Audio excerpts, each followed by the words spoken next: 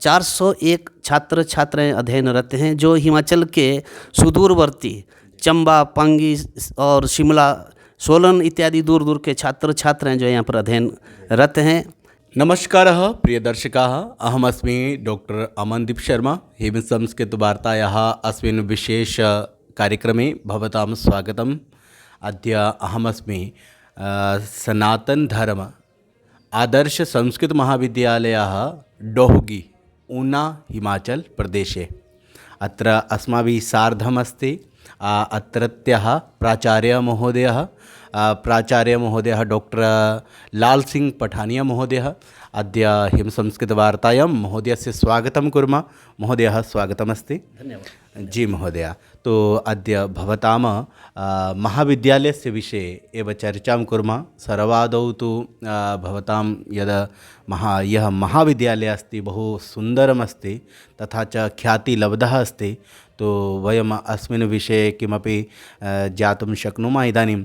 तो अस्य एव अस्माकं भावः अस्ति। तो कृपया अस्य महाविद्यालयस्य यद् इतिहासः अस्ति तथा च अत्र कीदृशी व्यवस्था अस्ति एतद्विषये भवन्तः अस्माकं ये दर्शकाः सन्ति तान् ज्ञापयन्तु। सर्वेषां भवतीनां च दर्शकानाम् अहं महाविद्यालयपरिवारपक्षतः स्वागतं धन्यवादं च व्याहरामि। सनातनधर्म आदर्श संस्कृत महाविद्यालय ढोगी उन्ना जनपदान्तर्गत शोलाशृङ्ग पर्वतस्य अधीत्यकायाम् एकान्ते सुन्दरवनप्रान्ते ख्यातो वर्तते। आवाहर्ते यद्यपि अस्य महाविद्यालयस्य स्थापना 1928 स्वतन्त्रतायाः पूर्वम् अत्रत्य ग्रामवासिभिः संस्कृत पाठशाला रूपेण अस्य स्थापना कृता वर्तते। तथा शनैः शनैः इदानीं संस्था इयं केन्द्रीय संस्कृत विश्वविद्यालय नई दिल्ली भारत सर्वकार पक्षतः इत्यस्य सञ्चालनं क्रियते। अत्र छात्रसंख्या वर्तमानसमये इदानीम् अस्मिन् सत्रे अत्र एकोत्तर 401 दर्शकानां सौविध्याय हिन्द्याम् अपि अहं वक्तुं कामये। यहाँ पर 401 छात्र छात्राएं अध्ययनरत हैं जो हिमाचल के सुदूरवर्ती चंबा, पांगी और शिमला, सोलन इत्यादि दूर दूर के छात्र छात्राएं जो यहाँ पर अध्ययनरत हैं। ये महाविद्यालय के लिए गौरव की बात है। और इसमें भी 401 में 228 हमारे पास यहाँ छात्राएं अध्ययनरत हैं। जी बहुत सम्यक अस्ति। तो 173 यहाँ पर छात्र जो हैं हमारे यहाँ अध्ययनरत हैं। जी। तो बालिकानां कृते कापि विशेषा व्यवस्था अस्ति अत्र? यद्यपि हमारे यहाँ पर छात्रावास का अभाव है, जिसके कारण हम जो बहुत दूर से बच्चे यहाँ पर, उनका पहला ही प्रश्न होता है कि यहाँ के छात्रावास की व्यवस्था आपके पास है। तो जिसके अभाव में हमारे यहाँ छात्र संख्या का ह्रास भी हम इसको मानते हैं, क्योंकि जो बाहर से इतने दूर से जो बच्चा यहाँ पर साल में 1 या 2 बार मुश्किल से जो घर जा सकता है, तो उसके रहने की, लेकिन फिर भी यहाँ की जो स्थानीय जनता का हमें पूर्ण सहयोग मिलता है। यहाँ पर बड़ी आसानी से, सरलता से छात्रों को रहने के लिए आवास में उपलब्ध हो जाते हैं। इसलिए हम प्रयास करेंगे भविष्य में कि भारत सरकार से हम अपने छात्र संख्या को लेकर के, और विशेष करके जो छात्राएं हैं यहाँ पर, हमारे छात्राओं के लिए एक आवास की व्यवस्था होती है, तो उसके लिए भी हम प्रयास करेंगे। अत्र कति शिक्षकाः इदानीं सन्ति तथा च के विषयाः प्राधान्येन अत्र पाठयन्ति? अत्र वेद, व्याकरण, साहित्य, दर्शन, ज्योतिष के अतिरिक्त आधुनिक विषयों का भी पठन पाठन होता है। अंग्रेजी, हिंदी, पॉलिटिकल साइंस, और कुल मिला करके हमारे पास अभी 11 प्राध्यापक हैं। और दूसरा जो हमारा अतिरिक्त जो कार्यालयीय स्टाफ है, कुल मिला करके यहाँ पर 20-22 का पूरा स्टाफ हमारा है।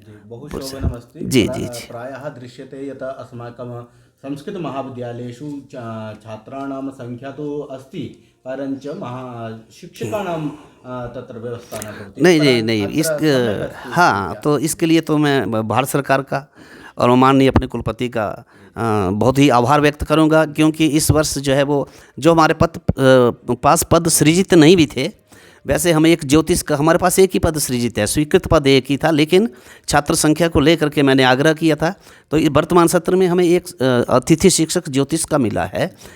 वेद के हमारे अतिथि शिक्षक आए हैं, दर्शन है, ज्योतिष है, इसके अतिरिक्त बाकी जो 6-7 जो हैं वे एसोसिएट प्रोफेसर, लगभग सभी जो है एसोसिएट प्रोफेसर पद पर हैं। 30-30, 35-35 वर्षों का शिक्षण अनुभव है।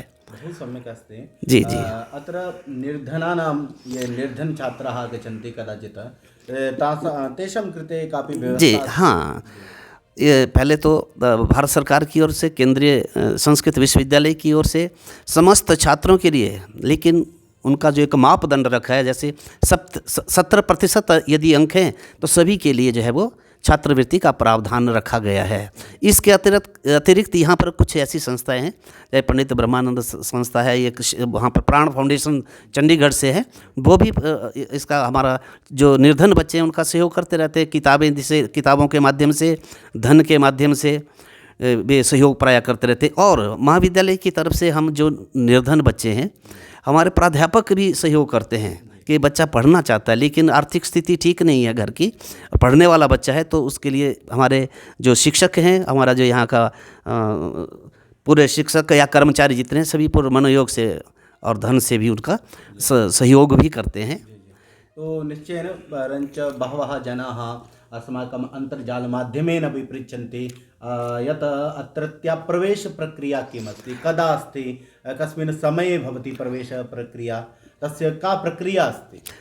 सामान्यतः विश्वविद्यालय के जो नियम है उस नियम के अनुसार ही, जैसे 10वीं का जब 10वीं बोर्ड का जैसे परीक्षा परिणाम निकलता है उसके 10 दिन के बाद यहाँ पर +1 में प्राक शास्त्री प्रथम में प्रवेश लिया जा सकता है। और जमा 2 का रिजल्ट जैसे ही परीक्षा परिणाम आता है उसके बाद शास्त्री प्रथम वर्ष में प्रवेश लिया जा सकता है। लेकिन अभी इस वर्ष हमारे लिए बड़े गौरव की एक बात है कि इस वर्ष प्राक शास्त्री प्रथम वर्ष और शास्त्री प्रथम वर्ष की कक्षाएँ हमारी केंद्रीय संस्कृत विश्वविद्यालय से हमारी संबद्धता हो गई है। इस वर्ष जो है वो उसका उनके जो मानक होंगे उन मानकों के अनुरूप ही हम प्रवेश ले पाएंगे। तो इस वर्ष तो हो सकता है कि बिना परीक्षा के भी प्रवेश हो जाए, लेकिन आगे जो है इसके लिए परीक्षा निर्धारित होती है। तो पहले जो भी 10वीं के बाद यहाँ पर आएगा उसके परीक्षा में उत्तीर्ण होना उसके लिए अनिवार्य होगा। शास्त्री प्रथम वर्ष में आएगा उसके लिए उत्तीर्ण होना अनिवार्य होगा। और उसके लिए कितने वे पद हमें देते हैं, कितने हम छात्रों को हम ले सकते हैं, बहुत सारा निर्भर करता है। लेकिन फिर भी हमारे लिए बड़े गर्व की बात है कि हमें जो है वो वहाँ से संबद्धता हमें प्राप्त हो चुकी है। शुल्क व्यवस्था का अस्ति, यदि छात्रः अत्र आगच्छति तस्य कृते कियत् धनं देयमस्ति? मान्यवर, ऐसा है कि जो विश्वविद्यालय के द्वारा जो निर्धारित है शुल्क, केवल उन्हीं का ही यहाँ पर ग्रहण किया जा सकता है। उससे अतिरिक्त हम कोई शुल्क नहीं ले पाते, हम ले भी नहीं सकते। सामान्य शुल्क है, कई 5 रुपये है, किसी का 10 रुपये, ऐसे करके 2-2.5 हज़ार रुपये बड़ी मुश्किल से बनते हैं। उससे अतिरिक्त हम नहीं लेते हैं। हाँ, छात्र हित में या अभिभावकों के साथ में एक अभिभावक का प्राध्यापक जैसे संघ की स्थापना यदि होती है तो वो चलता है। वो उसमें हम देखते हैं कि यदि हमारे पास टीचर कोई कम है, प्राध्यापक है, तो छात्रों के अध्ययन में किसी तरह की बाधा ना आए तो उस पैसे का प्रयोग हम फिर उसके लिए करते हैं, या फिर उसका प्रयोग महाविद्यालय के विकास के जितने भी कार्य होते हैं, जैसे प्रसाधनों की यदि कमी है तो उसमें हम उसका प्रयोग करते हैं। और यदि कोई बहुत ही निर्धन है तो उससे भी हम वंचित करते हैं, उससे भी छूट दे देते हैं, उससे वो पैसा उससे भी नहीं लिया जाता है। केवल अपनी संस्कृत और संस्कृति के संरक्षण में जितना संभव हो सकता है, जितना अधिक से अधिक हम छूट दे सकते हैं वो करते हैं। निश्चयेन यदि भवन्तः अपि अस्मिन् महाविद्यालये प्रवेशम् इच्छन्ति तो अत्र अस्माकं वीडियो मध्ये सम्पर्काः सन्ति महाविद्यालयस्य, तो भवन्तः अपि सम्पर्कं साक्षात् साधयितुं शक्नुवन्ति। तो महाविद्यालयस्य वातावरणं तु बहु सम्यक् अस्ति, तथा च महाविद्यालयस्य ये छात्राः इतः पठितवन्तः ते सर्वे प्रायः वृत्त्यां सन्ति, हिमाचलप्रदेशे वा अन्यत्र राज्येषु वृत्तिषु सन्ति। तो बहु सम्यक् अत्रत्या या शिक्षणप्रणाली अस्ति। तो महोदय, प्राक् शास्त्री अर्थात् 10वीं कक्षातः अनन्तरं प्राक् शास्त्रीतः कुत्र पर्यन्तम् अस्ति? अस्मिन् वर्षे आचार्यपर्यन्तम् आचार्य एम् ए संस्कृत अत्र पठनस्य व्यवस्था अस्ति। अस्ति तो भवन्तः अपि अत्र आगन्तुं शक्नुवन्ति तथा च अन्ये ये जनाः सन्ति तान् अपि प्रेरयन्ति तो अद्य महोदयस्य बहु बहु धन्यवादः अस्ति यद् अस्माभिः सार्धं संवादः स्थापितः अस्ति तो पुनर्मिलामः भवद्भिः सार्धं जयतु संस्कृतं जय तु भारत।